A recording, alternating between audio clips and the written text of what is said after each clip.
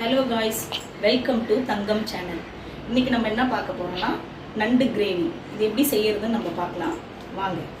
இதுக்கு தேவையான பொருட்கள் வெங்காயம், தக்காளி, மிளகாய்த்தூள், மஞ்சத்தூள், இஞ்சி பூண்டு பேஸ்ட், இது கூட பச்சை மிளகா சேர்த்து அரைச்சிருக்கேன், மல்லித்தூள், தேங்காய் அரைச்சது, அது கூட சேர்த்தது மிளகு, ஜீரகம், சோம்பு, ஒரு காஞ்ச மிளகா ஆட் பண்ணி அரைச்சி வச்சுருக்கேன், எண்ணெய், தேவையான அளவு உப்பு, கருவேப்பிலை, கொத்தமல்லி, நண்டு.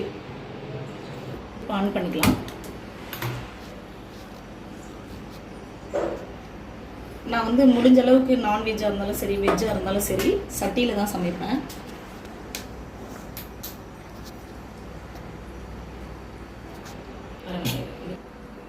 இப்போ சட்டி நல்லா காஞ்சிடுச்சு.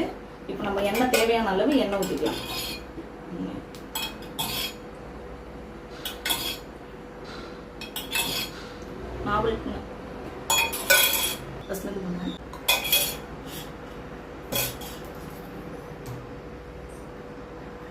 காஞ்சிடுச்சு ஃப்ரெண்ட். இப்போ வெங்காயம் போட்டுக்கலாம்.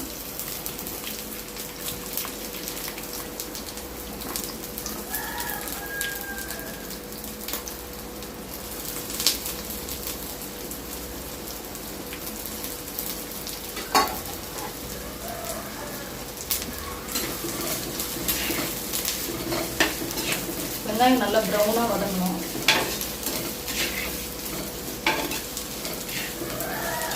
வெங்காயம் வதங்கிறதுக்கு தேவையான அளவு நம்ம உப்பு போட்டுக்கலாம்.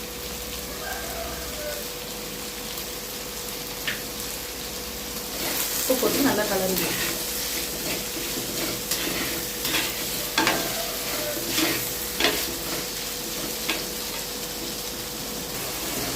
இப்போ கொஞ்சம் ப்ரௌன் ஆகிடுச்சு ஃப்ரெண்ட்ஸ். இப்போ நம்ம என்ன பண்ணலாம், அடுத்தது கருவேப்பிலை போட்டுக்கலாம்.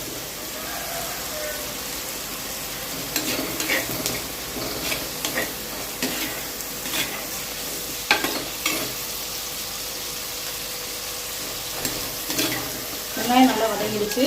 இப்போ தக்காளி ஆட் பண்ணிக்கலாம்.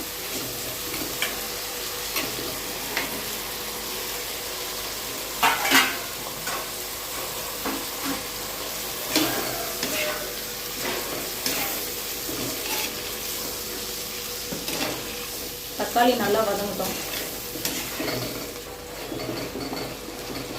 தக்காளி நல்லா வதங்கியிருக்கு. இன்னும் கொஞ்சம் ஒரு நிமிஷம் வதங்கினா போதும். வதங்கிடுச்சு. இப்போ மஞ்சள் பொடி நல்லா வதங்கிடுச்சு. இப்போ மஞ்சள் பொடி ஆட் பண்ணிக்கலாம்.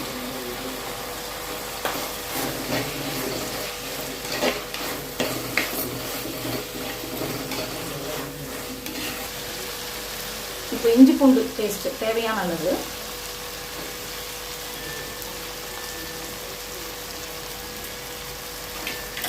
நல்லா இஞ்சி பூண்டு வாசனை போகிற வரைக்கும் நல்லா வதக்கணும். இஞ்சி பூண்டு பேஸ்ட் நல்லா வதங்கிடுச்சு. அந்த ரா ஸ்மெல் போயிடுச்சு.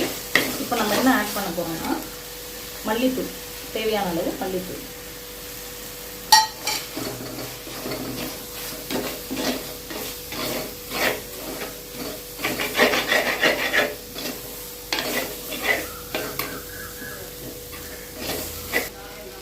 மல்லித்தூள் போட்டாச்சு. அடுத்தது உங்கள் காரத்துக்கு ஏற்ற மாதிரி மிளகாய் தூள் ஆட் பண்ணிக்கங்க. இது குழம்பு மிளகாய் தூள் தான்.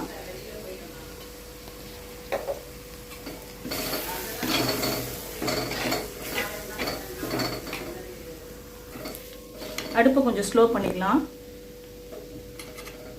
மிளகாத்தூள் போட்டு பச்சை வாசனை போயிடுச்சு. இப்போ நம்ம அரைச்சி வச்ச தேங்காவை போட்டுக்கணும்.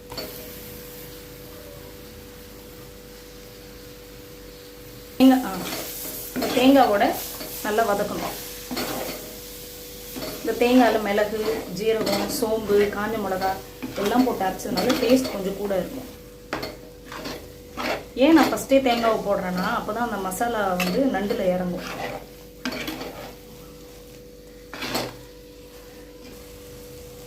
தேங்காய் நல்லா வதங்கிடுச்சு. இப்போ நம்ம அடுப்பை கொஞ்சம் ஸ்லோ பண்ணிவிட்டு நண்டு ஆட் பண்ணிடலாம்.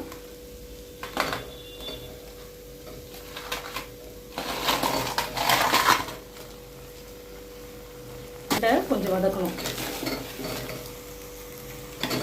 ஏன்னா கொஞ்சம் கட்டியாகவே இது தண்ணி ஊற்றாமல் வதக்குறேன்னா நண்டுலேயே கொஞ்சம் தண்ணி விடும் வேகும்போது. ஸோ அதனால் தண்ணி நம்ம தேவையான அளவு தான் நம்ம ஊற்றிக்கணும்.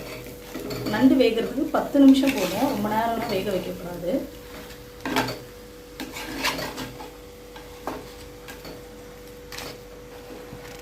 இங்கே பாருங்கள், நம்ம வதக்கும் போது தண்ணி கொஞ்சம் விடுது பாருங்கள். அதனால் இப்போது நண்டு நல்லா வதங்கிடுச்சு. இப்போ நம்ம தேங்காய் அரைச்சி வச்ச அந்த பாத்திரத்தில் இருக்கிற அந்த தண்ணி ஊற்றிக்கலாம். நல்லா கலரிக்குங்க. நண்டு முழுகிற அளவுக்கு கொஞ்சம் பாதி அளவுக்கு தண்ணி ஊற்றிக்குங்க. அவ்வளோதான் ஃப்ரெண்ட்ஸ். இது நல்லா கொதிக்கணும். ஒரு 10 மினிட்ஸ் கொதிச்சதுன்னா நம்ம இறக்கும் போது கொத்தமல்லி தூவி ஸ்டவ் ஆஃப் பண்ணிட வேண்டியதான். 5 நிமிஷம் ஆயிடுச்சு, குழம்பு கொதிக்க ஆரம்பிச்சிருச்சு. இன்னும் ஒரு 5 மினிட்ஸ் கழிச்சு நம்ம குழம்பு நிறுத்திடலாம். பாருங்க, நண்டுல இருந்து தண்ணி விடுன்னு சொன்னல, நம்ம ஊற்றின தண்ணியை விட கொஞ்சம் கூடுதலாக இருக்கு பாருங்க.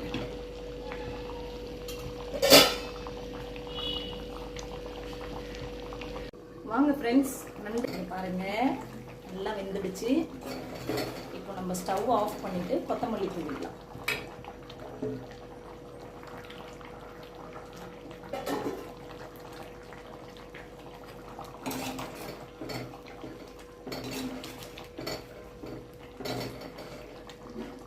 சுட சுட நண்டு.